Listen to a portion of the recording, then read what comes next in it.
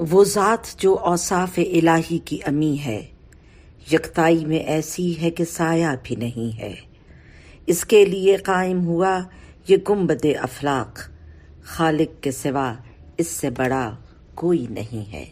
اللہم صلی علی محمد وآل محمد وعجل فرجہم اجمعین. بسم اللہ الرحمن الرحیم.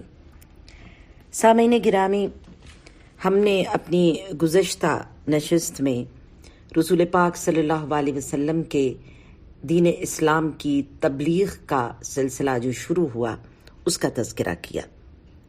اب ہم بات کر رہے ہیں دعوت اسلام کے دوسرے مرحلے کی، اور یہ دوسرا مرحلہ یہ تھا کہ اللہ کا حکم ہوا کہ اب اس پیغام کو اپنے اقربا کے بعد لوگوں میں، یعنی عام لوگوں میں اس کا اعلان کر دو اور اس کو پھیلا دو.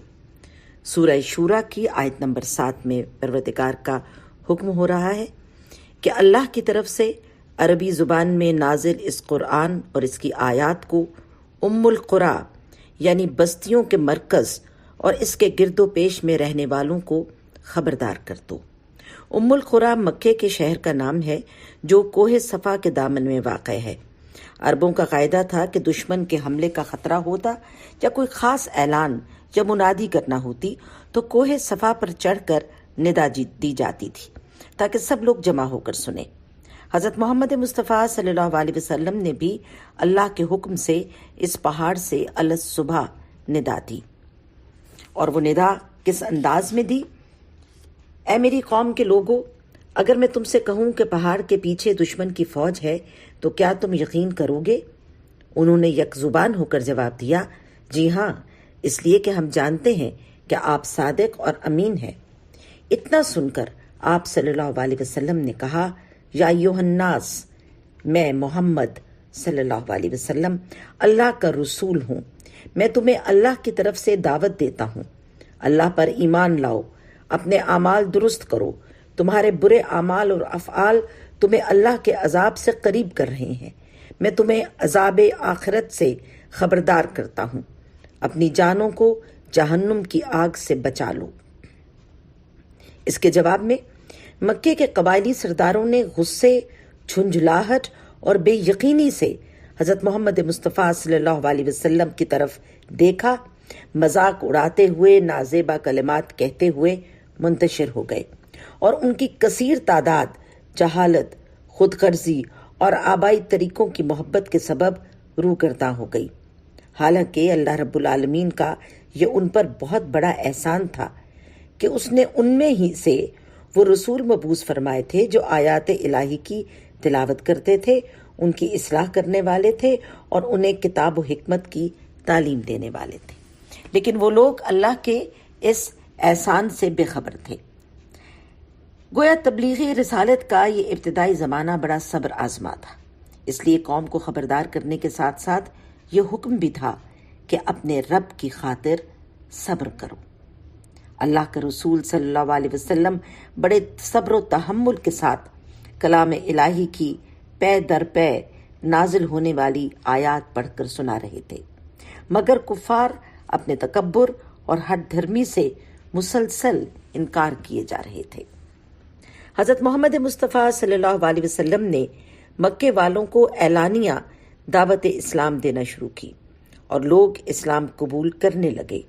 تو ایسے میں قریش کے سردار بہت گھبرائے اور یکے بعد دیگرے ان کے کئی وفود حضرت ابو طالب علیہ السلام کے پاس پہنچے کہ وہ اپنے بھتیجے کو اس نئے مذہب کی تبلیغ سے روکیں.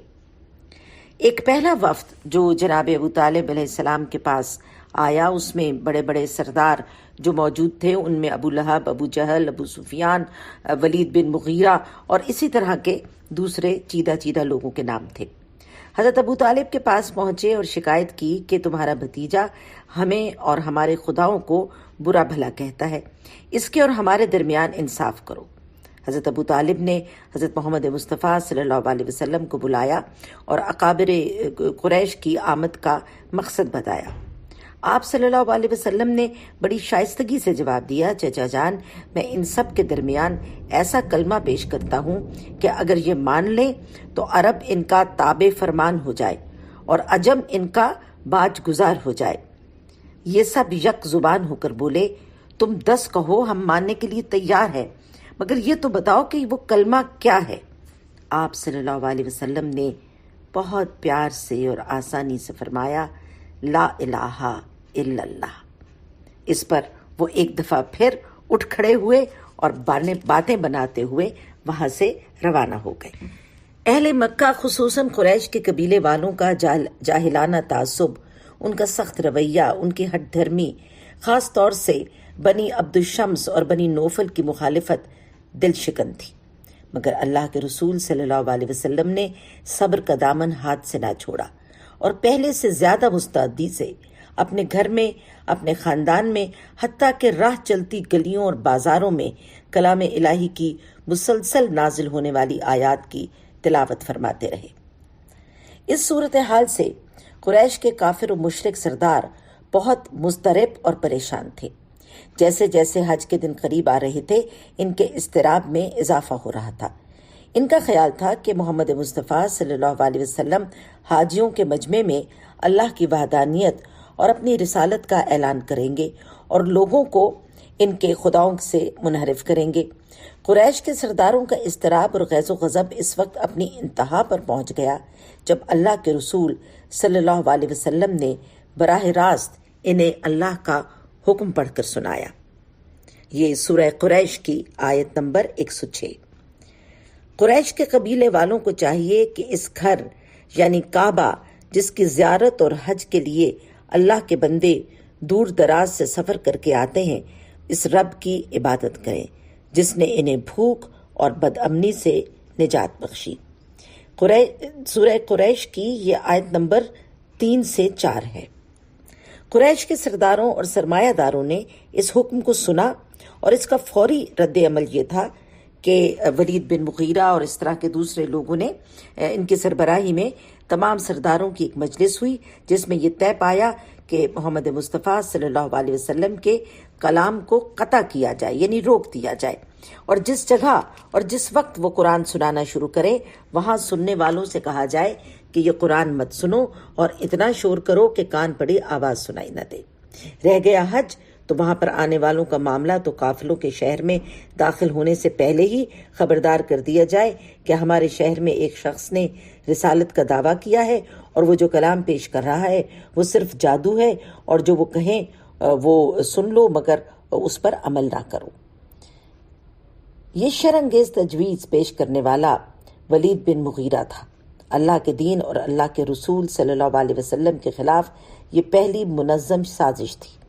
اللہ کی کتاب میں پہلی بار کسی انسان کی مذمت میں اکٹھی 15 آیات نازل ہوئیں، اور یہ انسان ولید بن مغیرہ تھا، اور زندگی ہی میں عذاب اور دوزخ کی خبر دے دی گئی۔ کفار و مشرکین کے اس اقدام کا نتیجہ ان کی امیدوں کے بالکل برعکس نکلا، یعنی انہوں نے جو پلاننگ کی تھی اس کا بالکل الٹ ہوا۔ جب زیارات کے لیے لوگ مکہ معظمہ تشریف لائے اور لوگوں نے وہاں پر اپنا جو حج جو اپنے پرانے طریقے کے مطابق وہ کرتے تھے وہ کرنا شروع کیا، تو کفار قریش کی باتوں کو سنا اور جب ان پر غور کیا تو قدرتی طور پر ان کے دلوں میں محمد صلی اللہ علیہ وسلم کو دیکھنے اور اللہ کا کلام سننے کا اشتیاق پیدا ہوا۔ اس طرح ام القریٰ یعنی مکۃ المکرمہ سے رسول عربی صلی اللہ علیہ وسلم اور دین اسلام کی شہرت خود بخود دور دراز کی بستیوں تک پہنچ گئی۔ اب اس کے بعد ہم نے جیسے آپ کو بتایا کہ مختلف وفود جو ہیں وہ جناب ابو طالب کے پاس آ رہے تھے اور وہ ان سے یہ تقاضا کر رہے تھے کہ وہ اپنے بھتیجے اور اللہ کے نبی حضرت محمد مصطفیٰ صلی اللہ علیہ وسلم کو اپنی اس تبلیغ سے روک دیں۔ پہلا وفد ناکام ہو چکا، اب ایک دوسرا وفد جو ہے وہ اسی مشن پر گامزن جناب ابو طالب کے پاس آیا۔ اب اس تدبیر کی ناکامی کے بعد جو تدبیر انہوں نے پیش کی، یعنی جو اسکیم پیش کی، وہ یہ تھی کہ اے ابو طالب اپنے بھتیجے سے کہو کہ ہمارے معبودوں کو برا کہنا چھوڑ دے، ہم اس کے بدلے میں اتنی دولت دیں گے کہ وہ عرب کا سب سے مالدار انسان ہو جائے، اور ہم اس کی شادی عرب کی حسین ترین لڑکی سے کر دیں گے۔ حضرت ابو طالب نے آپ صلی اللہ علیہ وسلم کی طرف دیکھا۔ آپ صلی اللہ علیہ وسلم نے جواب دیا، چچا جان، اگر یہ لوگ میرے دونوں ہاتھوں پر چاند اور سورج بھی رکھ دیں تب بھی تبلیغ اسلام نہیں چھوڑ سکتا، یہاں تک کہ یہ دین غالب آ جائے یا میں خود اس کی حمایت میں مارا جاؤں۔ حضرت ابو طالب نے سنا اور جوش محبت سے بھتیجے کو گلے لگا کر کہا، تم اسلام کی تبلیغ کرتے رہو، میں تمہاری نصرت و حمایت کرتا رہوں گا۔ یہ حال دیکھ کر کفار مکہ نے مصالحانہ انداز میں دوسری تجویز پیش کی، اور دوسری تجویز یہ تھی کہ اے ابو طالب، اپنے بھتیجے سے کہو کہ 1 سال ہم اس کے اللہ کی عبادت کرتے ہیں اور 1 سال وہ ہمارے معبودوں کی عبادت کریں۔ اس تجویز کے جواب میں وحی الہی نازل ہوئی، اور یہ وحی الہی جو ہے یہ سورہ کافرون تھی، جس میں کہ کہا گیا کہ نہ تم اس کی عبادت کرنے والے ہو جس کی میں عبادت کرتا ہوں، نہ میں ان کی عبادت کرنے والا ہوں جن کی عبادت تم نے کی ہے، اور نہ تم اس کی عبادت کرنے والے ہو جس کی عبادت میں کرتا ہوں، تمہارے لیے تمہارا دین اور میرے لیے میرا دین۔ صورتحال یہ تھی کہ کفار کی تمام تر مخالفتوں کے باوجود اہل مکہ اور جزیرت العرب کے گوشے گوشے سے آنے والے تاجر اور زائرین تیزی سے دائرہ اسلام میں داخل ہو رہے تھے۔ کفار قریش اندر ہی اندر پیچ و تاب کھا رہے تھے۔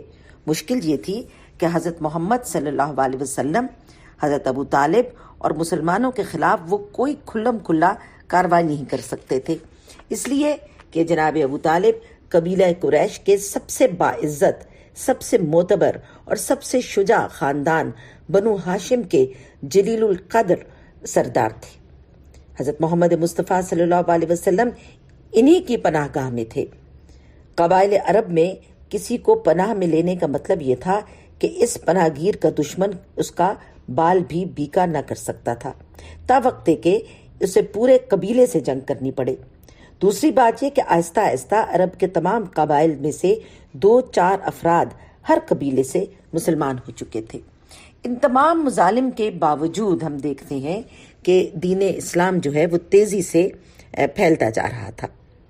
اب روح اسلام یعنی اسپرٹ آف اسلام سید امیر علی کا صفحہ نمبر 119 سے میں پڑھ رہی ہوں کہ جبکہ کافروں کا اصرار تھا کہ یا تو ابو طالب اپنے بھتیجے کو نئے دین کی تبلیغ سے باز رکھیں یا خود بھی اس کے ساتھ شامل ہو جائیں۔ یعنی ایک وقت یہ بھی آیا کہ جناب ابو طالب سے یہ سوال کیا گیا کہ آپ اپنے بھتیجے کی اتنی زیادہ حفاظت تو کر رہے ہیں، آپ کے بیٹے، آپ کی بیوی، آپ کی بہو یعنی بی بی خدیجہ اور ان کے جو جتنے بھی آپ کے مختلف عزیز و اقارب ہیں، یہاں تک کہ جناب حضرت جعفر، ان کی بیوی، ان کے گھر کی کنیزیں تک اور غلام تک جو ہیں وہ مسلمان ہو چکے تھے اور اسلام قبول کر رہے تھے۔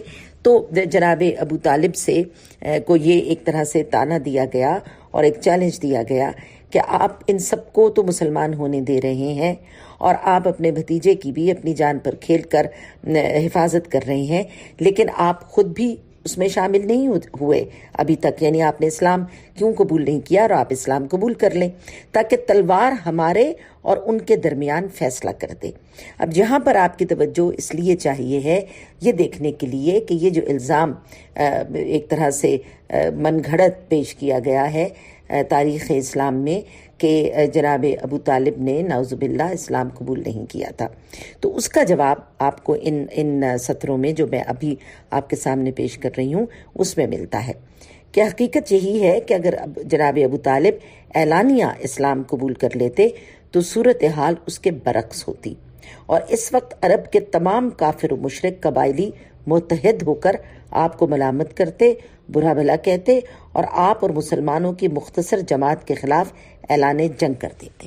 یعنی اس سے بات سمجھنے کی یہ ہے کہ جناب ابو طالب نے مخفی رکھا اپنا جو اسلام پر اپنا ایمان ہے اس کا اعلان اس لیے نہیں کیا کہ جب تک کہ وہ بظاہر یہ ان کے سامنے ظاہر کر رہے تھے کہ وہ مسلمان نہیں ہوئے، اس وقت تک جو کفار ہیں وہ رسول پاک صلی اللہ علیہ وسلم اور دیگر جو خاندان کے لوگ تھے جو اسلام قبول کر چکے تھے اور ان کے علاوہ جو دوسرے لوگ بھی اسلام قبول کرتے جا رہے تھے، تو اس وقت تک وہ ان پر حاوی نہیں ہو سکتے تھے اور وہ حملہ نہیں کر رہے تھے جناب ابو طالب کی وجہ سے۔ اور خود جناب حضرت ابو طالب کے یہ جو اشعار ابھی میں آپ کو پڑھ کر سنا رہی ہوں، جیسے کہ میں نے پچھلی گفتگو میں بھی کہا تھا کہ جناب ابو طالب کے اشعار سے اور ان کا جو دیوان ہے، ان کا مجموعہ جو ہے ان کے کلام کا، اس سے بہت سارے جو واقعات ہیں ان کی اصلیت کے بارے میں پتہ چلتا ہے، کیونکہ جناب ابو طالب نے جہاں پہ اپنے اشعار میں رسول پاک صلی اللہ علیہ وسلم کی مدح سرائی کی ہے، ان کی نعت لکھی ہے، تو ساتھ ساتھ اشعار کی صورت میں واقعات کے بارے میں بھی بتایا ہے، اور یہ بہت بڑی کنٹریبیوشن ہے حضرت ابو طالب علیہ السلام کی۔ تو ان اشعار میں جناب ابو طالب بتا رہے ہیں کہ انہوں نے علل اعلان اپنا مسلمان ہونے کا اظہار کیوں نہیں کیا۔ اے محمد صلی اللہ علیہ وسلم، تم نے مجھ کو بھی اسلام کی دعوت دی ہے، اور میں جانتا ہوں کہ تم میرے مخلص اور ہمدرد ہو، اور تم دعوت دینے میں امین ہو، اور مجھے یہ بھی یقین ہے کہ محمد صلی اللہ علیہ وسلم کا دین تمام ادیان سے بہتر ہے۔ اگر خوف ملامت یا ان لوگوں کی طرف سے تشدد کا اندیشہ نہ ہوتا تو تم مجھے اس دین کا اعلان کرتے ہوئے پاتے، لیکن اے محمد صلی اللہ علیہ وسلم، یہ قریش والے اپنی ساری جماعتی طاقت کے باوجود اس وقت تک تمہارے قریب نہیں پہنچ سکتے جب تک میں مٹی میں دفن نہ کر دیا جاؤں۔ یہ میں جملہ جو ہے یا یہ جو شعر جس کا ترجمہ ہے یہ دوبارہ پڑھتی ہوں کیونکہ یہ بہت غور طلب ہے۔ یہ قریش والے اپنی ساری جماعتی طاقت کے باوجود اس وقت تک تمہارے قریب نہیں پہنچ سکتے جب تک میں مٹی میں دفن نہ کر دیا جاؤں، پس تم اعلانیہ بے خوف ہو کر تبلیغ اسلام کرو، تم پر کوئی بھی پابندی نہیں، اپنی آنکھیں ٹھنڈی رکھو اور خوشی سے اپنا کام کرتے رہو۔ اللہم صلی علی محمد وآل محمد وعجل فرجہم اجمعین۔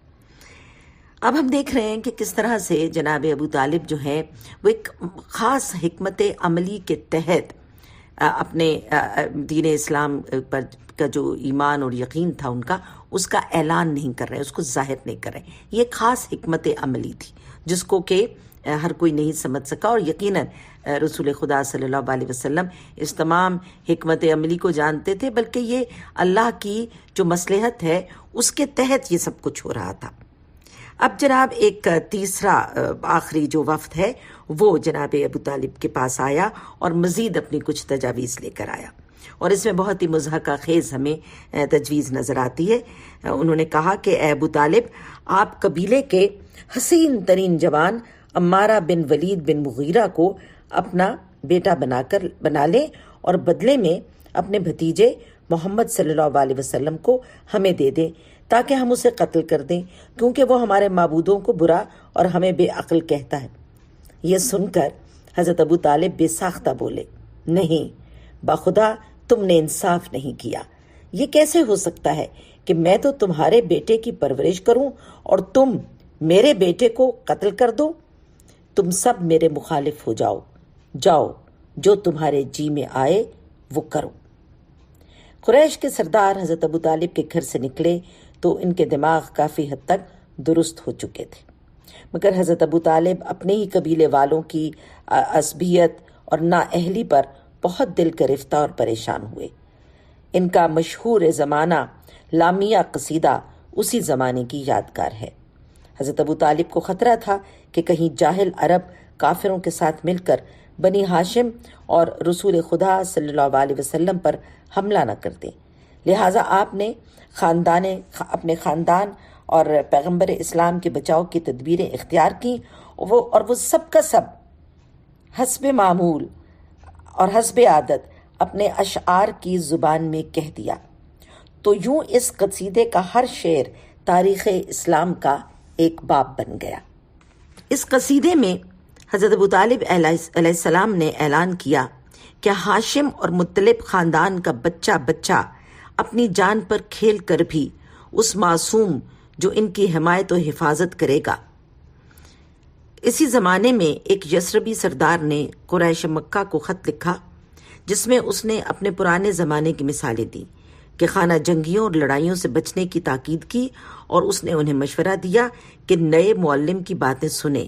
اس نے لکھا کہ اے صاحب، صاحب عزت نے ایک خاص مقام اسے دیا ہے. تم اسے کیوں ستاتے ہو؟ دلوں کے راز آسمان کے مالک کو معلوم ہے. تو گویا جو حضرت ابو طالب علیہ السلام نے قصیدہ لکھا، قصیدہ لامیہ جو کہ مشہور ہوا، اس میں اس کا مقصد یہ تھا کہ جو چھوٹے بچے ہیں، یعنی جو جوان ہو رہے ہیں، ان سب کو یہ پتہ چل جائے کہ انہوں نے دین اسلام کے لیے اور رسول پاک صلی اللہ علیہ وسلم کی حفاظت کے لیے اپنی جان پر کھیل جانا ہے اور اپنی جانوں کے قربانی بھی پیش کر دینی ہے. حضرت ابو طالب علیہ السلام کی ملامت اور اس یسربی کے مشورے کا یہ اثر ہوا کہ قریش کے یہ کافر سردار کچھ دن کے لیے کھلم کھلا ظلم و ستم سے باز رہے، مگر ان کے سب و شتم، افتراء، بدزبانی اور توہین آمیز کلمات اور حرکات جاری رہیں. یعنی تانے دیتے رہے، لیکن وہ جو بہت زیادہ ظلم کر رہے تھے اس سے وہ باز آ گئے. یہ وہ زمانہ تھا جب مکے میں 7 سال سے بارش نہیں ہوئی تھی اور خشک سالی کے سبب قحط پڑ گیا تھا. قرآن کے الفاظ میں اس خشک سالی کی بڑی وجہ یہ تھی. یہ سورہ نحل آیت نمبر 112 اور 113.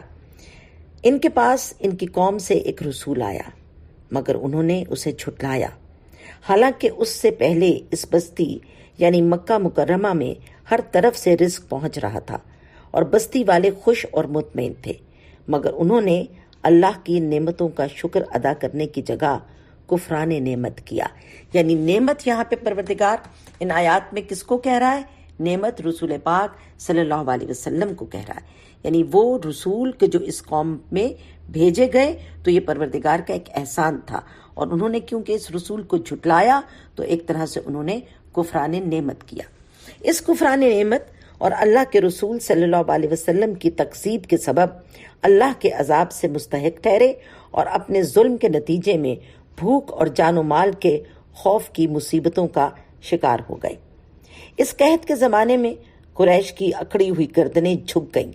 نوبت یہاں تک پہنچی کہ ابو سفیان نے آ کر رسول اللہ صلی اللہ علیہ وسلم سے کہا کہ آپ اس بلا کو ٹالنے کے لیے دعا کریں. یہ روایت جو ہے یہ ابن عباس سے بیان کی جاتی ہے. اللہ کے رسول صلی اللہ علیہ وسلم نے دعا کی، باران رحمت کا نزول ہوا اور خشک سالی ختم ہوئی. قحط سالی اور حضرت ابو طالب کی ملامت نے قریش کے کافروں کی زبان کو بند کر دیا تھا. فسق و فجور میں ڈوبی ہوئی اور بت پرستی کے لعنت میں مبتلا قوم کی اصلاح کا یہ بہترین موقع تھا. اسی زمانے میں اللہ کے رسول صلی اللہ علیہ وسلم نے اسلام کا جو منشور ہے وہ تمام دنیا کے سامنے پیش کیا.